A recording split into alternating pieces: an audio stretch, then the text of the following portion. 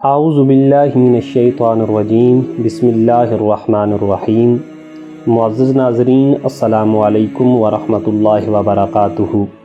عذاب جہنم کا خوف یہ کس قدر خوفناک ہے کہ بخاری شریف کی یہ حدیث طیبہ ہے کہ میرے اور آپ کے پیارے آقا حضرت محمد مصطفیٰ صلی اللہ علیہ وآلہ وسلم اکثر اپنے رب سے یہ دعا مانگا کرتے تھے، ربنا آتنا فی الدنیا حسنہ وفی الآخرۃ حسنہ وقنا عذاب النار، کہ اللہ ہم سب کو آگ کے عذاب سے بچا لے۔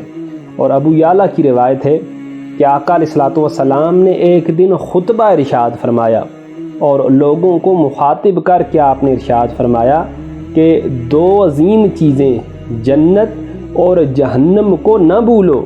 اور راوی کہتے ہیں پھر آقا علیہ الصلوۃ والسلام اتنا روئے یہاں تک کہ آپ کے رونے کی وجہ سے آپ کی داڑھی مبارک کے دونوں پہلو تر ہو گئے، اور آپ نے فرمایا، اے لوگو، جو کچھ میں جانتا ہوں اگر وہ تم جاننے لگ جاؤ تو رب کعبہ کی قسم کہ پھر تم لوگ مٹی کے اوپر چلنا شروع کر دو اور اپنے سروں کے اوپر خاک ڈالنا شروع کر دو۔ ایک دفعہ نوریوں کے سردار جناب جبریل امین آقا علیہ الصلوۃ والسلام کی بارگاہ میں ایک ایسے وقت میں آئے کہ عموماً اس وقت میں جناب جبریل امین کی تشریف آوری نہیں ہوا کرتی تھی، تو حضور پاک صلی اللہ علیہ وآلہ وسلم نوریوں کے سردار کے احترام کے لیے کھڑے ہو گئے۔ آپ نے دیکھا کہ جناب جبریل امین کے چہرے کا رنگ بدلا ہوا ہے، متغیر ہے، تو حضور نے پوچھا، اے جبریل یہ تو بتاؤ آج کیا معاملہ ہے؟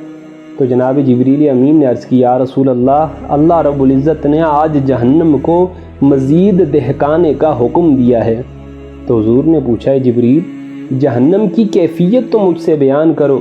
جناب جبریل امین کہنے لگے، اے اللہ کے نبی، اللہ نے جہنم کو دہکانے کا حکم دیا اور 1000 سال تک لگاتار بغیر کسی وقفے کے جہنم کو بڑکایا اور دہکایا جاتا رہا، یہاں تک کہ اس کا رنگ بالکل سفید ہو گیا۔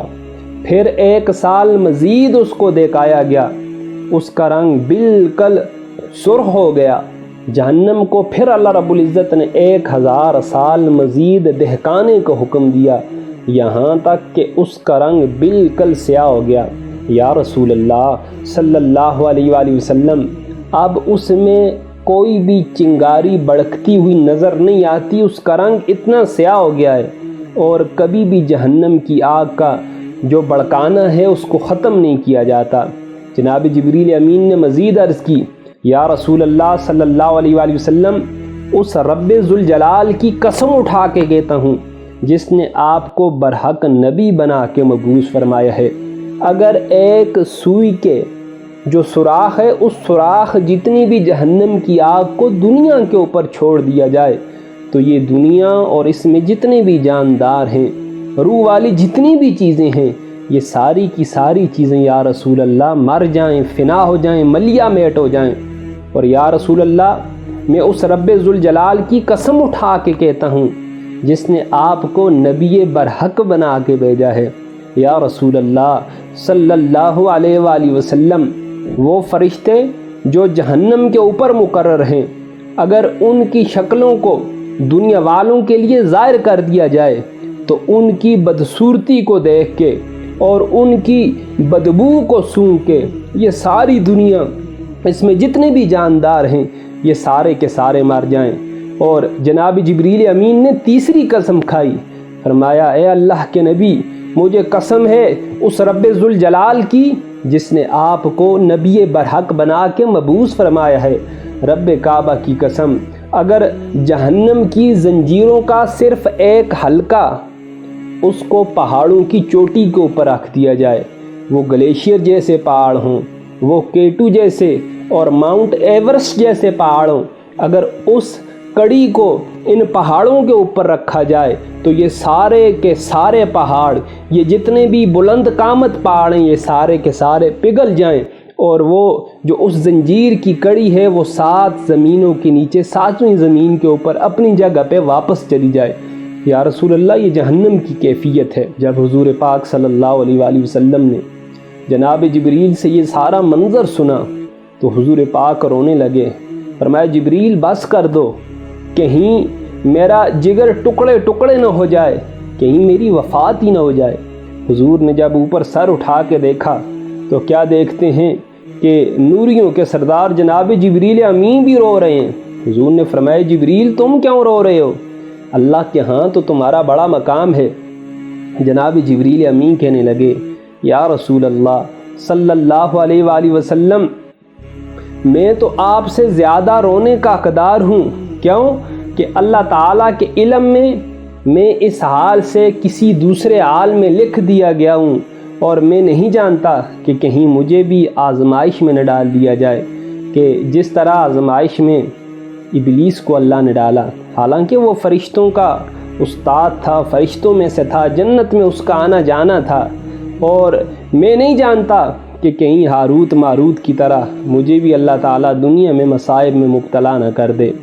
راوی کہتے ہیں کہ حضور پاک صلی اللہ علیہ وآلہ وسلم بھی رو رہے ہیں، جناب جبریل امین بھی رو رہے ہیں، اور اتنا زیادہ رو رہے ہیں کہ اچانک ایک ندا آتی ہے کہ اے نوریوں کے سردار جبریل اور اے انبیاء کے تاجدار محمد مصطفیٰ احمد مجتبیٰ صلی اللہ علیہ وآلہ وسلم، اللہ تعالیٰ نے تمہیں اس بات سے مامون کر دیا ہے، امن میں کر دیا ہے کہ تم اللہ رب العزت کی نافرمانی کرو۔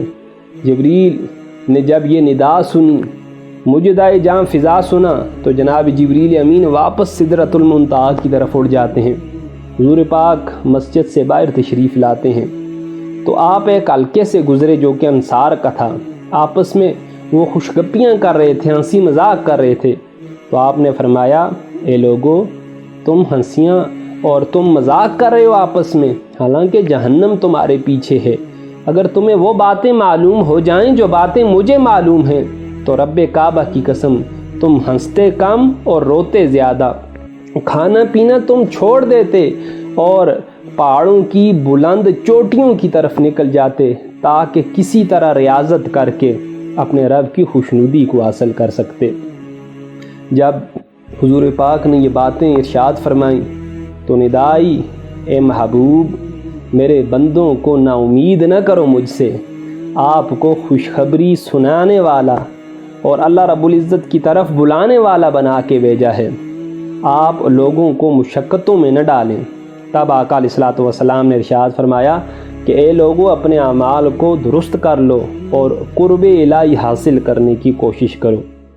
اسی طرح ایک بار جناب جبریل امین حضور کی بارگاہ میں آئے تو حضور پاک صلی اللہ علیہ وآلہ وسلم نے جناب جبریل سے پوچھا اے جبریل، یہ تو بتاؤ کہ میکائیل علیہ الصلوۃ والسلام، ان کو میں نے کبھی ہنستے مسکراتے نہیں دیکھا، اس کی وجہ کیا ہے؟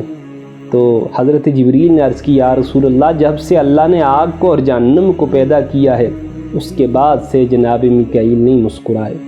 اور اسی طرح ایک اور دوسری روایت جو ابن ماجہ کے اندر اور حاکم کے اندر بھی موجود ہے کہ آقا علیہ الصلوۃ والسلام نے ارشاد فرمایا تمہاری یہ جو دنیا کی آگ ہے یہ جہنم کی آگ کا 17واں حصہ ہے۔ اللہ رب العزت نے اس آگ کو 2 مرتبہ رحمت کے پانی سے دھویا، 2 مرتبہ رحمت کے پانی سے دھونے کی وجہ سے اس آگ سے تم لوگ فائدہ حاصل کر سکتے ہو، ورنہ کوئی بندہ بھی اس آگ سے فائدہ حاصل نہ کرتا۔ اور یہ جو آگ اب دنیا میں موجود ہے یہ بھی اللہ رب العزت سے دعا مانگتی ہے اے اللہ مجھے اب دوبارہ جہنم میں نہ بھیجنا۔ اور ایک دفعہ صحابہ کرام کا مجمع لگا ہوا تھا، جناب سیدنا عمر فاروق رضی اللہ تعالی عنہ نے قرآن کریم فرقان حمید کی پارہ نمبر 5 سورہ نساء آیت نمبر 56 تلاوت فرمائی۔ فرمایا کلما نضجت جلودہم بدلناہم جلودا غیرہا لیذوقوا العذاب، جب گل جائیں گے ان جہنمیوں کے چمڑے تو ہم ان کو بدل دیں گے ان کے لیے دوسرے چمڑے سے تاکہ وہ عذاب کا مزہ چکھیں۔ اب قاری قرآن مفسر قرآن حضرت کعب رضی اللہ تعالی عنہ آپ ہی اس مجلس میں موجود تھے۔ حضرت عمر نے فرمایا اے کعب، مجھے اس آیت کی تفسیر تو بتاؤ۔ تو حضرت کعب رضی اللہ تعالی عنہ نے عرض کی، اے امیر المومنین، اس آیت کی تفسیر یہ ہے کہ ہر دن میں 6000 مرتبہ ان جہنمیوں کے چمڑوں کو اللہ پاک گلائیں گے، اور اس کے بعد 6000 مرتبہ ان کے چمڑے ان کو نئے عطا کیے جائیں گے، جس سے ان کو عذاب دیا جاتا رہے گا۔ اللہ اکبر۔ اے میرے لوگوں، اے میرے بھائیوں، اے میرے دوستو، جہنم کا منظر بڑا دردناک، بڑا ہولناک ہے۔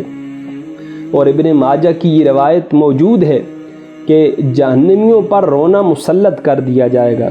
جب وہ جہنم میں جائیں گے تو دن رات رونے کے علاوہ ان کا کوئی کام نہیں ہوگا، وہ ہر وقت روتے رہیں گے۔ جب ان کے یہ آنسو ختم ہو جائیں گے رو رو کے، تو پھر آنسوؤں کی جگہ ان کی آنکھوں سے یہ خون نکلنا شروع ہو جائے گا، اور ان کے چہروں پہ گڑھوں جیسے گڑھے بن جائیں گے۔ اور کیسے گڑھے ہوں گے؟ اتنے بڑے بڑے وہ گڑھے ہوں گے، اگر کشتیاں ان میں چھوڑ دی جائیں چلانے کے لیے تو وہ کشتیاں ان گڑھوں میں چل سکیں گی۔ اتنا جہنمیوں کو اللہ پاک ذلیل فرمائیں گے۔ اور حضور پاک صلی اللہ علیہ وآلہ وسلم کی یہ حدیث طیبہ بھی ہمارے سامنے موجود ہے۔ فرمایا، اے لوگو رو، اگر تمہیں رونا نہیں آتا تو کم از کم رونے والی صورت تو بنا لو۔ اللہ اکبر۔ حضور نے فرمایا، کیوں؟ اس لیے کہ جہنمی جہنم میں روئیں گے، اور کتنا روئیں گے؟ اتنا روئیں گے کہ ان کے آنسو ختم ہو جائیں گے۔